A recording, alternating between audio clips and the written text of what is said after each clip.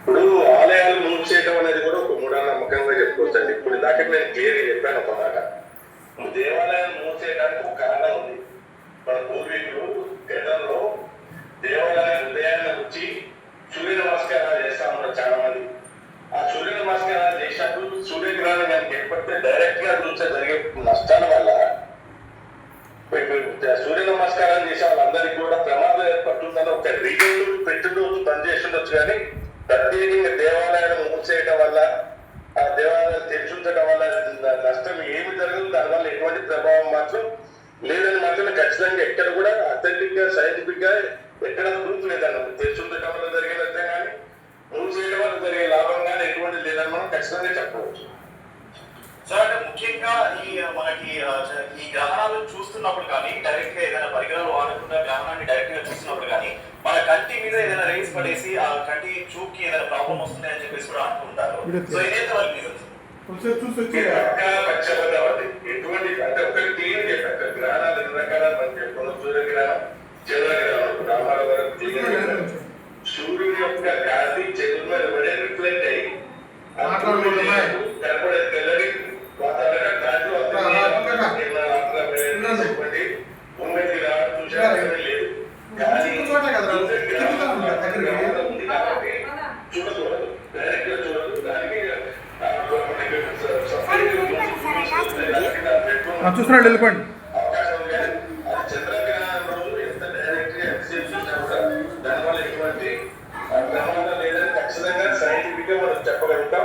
ఎక్కడ కూడా దీనివల్ల చూడటం వల్ల నష్టం జరిగింది, కంటి చూపు ప్రమాదం జరిగింది, ప్రాణానికి ఇది జరిగినది మాత్రం ఎక్కడ ప్రూఫ్ కూడా లేదు. ఒక్క విషయం మీకు చెప్పదలుచుకున్నది, ఒక్క భారతదేశంలో ఉన్న 100 కోట్ల మంది భారతీయులకు మాత్రమే ఈ రాసులు ఉంటాయి, ఈ ముహూర్తాలు ఉంటాయి. ఇప్పుడు దేవాలయాలు మూసేస్తారు, మీరు చూడొద్దని చెప్తారు, పేర్కొంటా ఉంటారు. కానీ మిగతా ప్రపంచవ్యాప్తంగా 700 కోట్ల మంది పైగా జనాభా ఉన్నటువంటి ఇక్కడ అమెరికా అయితే పండుగ చంద్రగ్రహణం జరుగుతున్నప్పుడు ఏర్పాటు చేసి ఇంకా ప్రత్యేకంగా స్కూళ్ళకి పిల్లల్ని పంపించి చూడండి చూడండి చూడండి అందరూ కూడా తాగి భోజనాలు తాగి చేసుకుని ప్రదేశం అన్ని చూస్తూ ఉంటారు. మంచి ఏర్పాటు చేస్తారు. అదే ఒక భారతదేశంలో మాత్రమే కేవలం మన ప్రాంతీయులు మాత్రమే అది కొద్ది మంది అందరూ అని చెప్పడం కొద్ది మంది దీన్ని చెప్పడం వల్ల ఆ కరువులో జరిగే ఒక వింతను చూడకుండా కొంతమంది భయపడి చెప్పి భయభ్రాంతులకు ఫలానా రాసి వాళ్ళకి ఈ రాసులు అనేది ఎక్కడండి, మూడలు ఎక్కడివి, దిక్కులు ఎక్కడివి, భూమి గాలి చూపించేటప్పుడు చూపుతో పాటు కొట్టుకు నిలిచిపోతా ఉంటుంది. జగడిపోయే ప్రదేశంలో మనం ఊహా రేఖలు పెట్టుకొని ఈ దిక్కు ఆ దిక్కు 40 రేఖలు పెట్టుకున్నాం.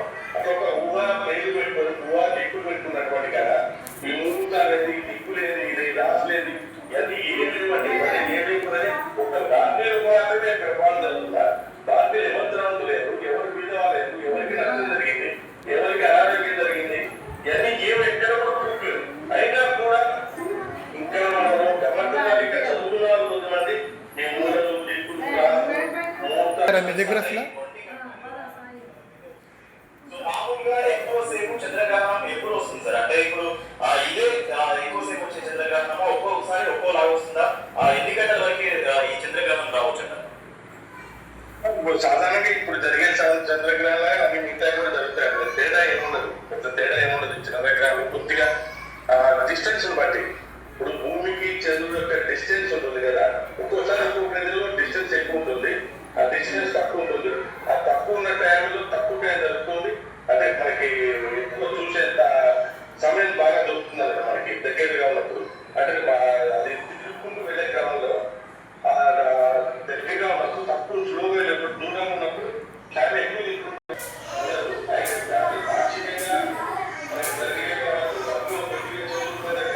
ఆసియా ప్రాంతాల్లో మనకి ఇప్పుడు మనకి సంపూర్ణ సూర్యగ్రహణం దొరికే అవకాశం ఆసియా వాళ్ళకి, ఆస్ట్రేలియా వాళ్ళకి ఈ అదృష్టం దొరికిందని చెప్పుకోవచ్చు.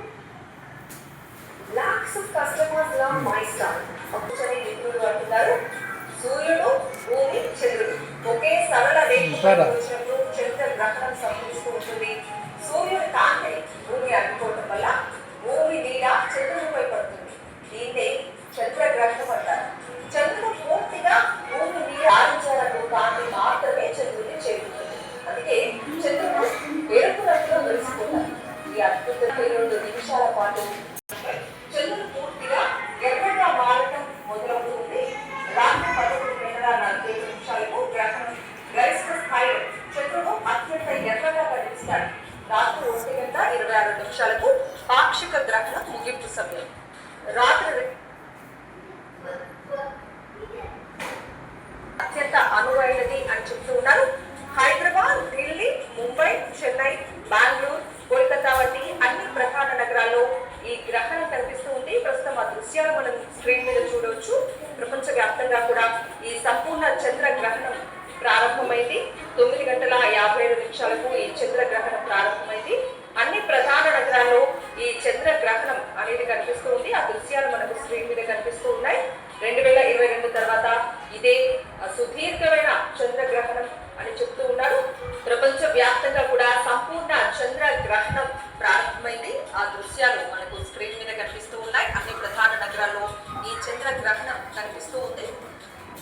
త్రివేంద్రం, ఢిల్లీ భాగమైన చంద్రగ్రహణం అని చెప్తూ ఉన్నారు.